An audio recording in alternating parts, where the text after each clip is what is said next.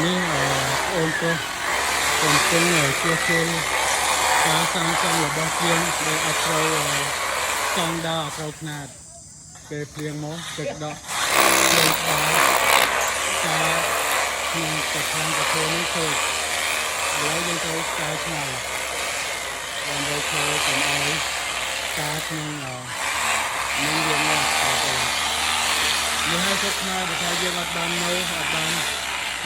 ការខុសត្រូវទេហើយការសាងសង់វាអត់ទៅតាមអ្វីយើងនឹកស្មានដល់ថាគេធ្វើទៅគេធ្វើយកឲ្យតាមអ្វីមកហើយអត់មានការវិចារនៅក្នុងចៃពិសេសក្នុងពេលជាងទឹកដាក់ទឹកអីអត់មាន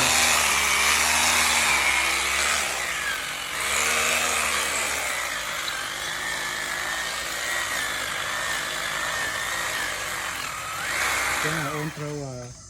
ធ្វើសារឡើងថ្មីទាំងអស់នេះហើយជាងសំណងខាងសាងសង់សុខខ្មែរបើថាយើងមិនបានមើលផ្ទាល់ដឹងថាបញ្ហានេះកើតឡើងបងប្អូន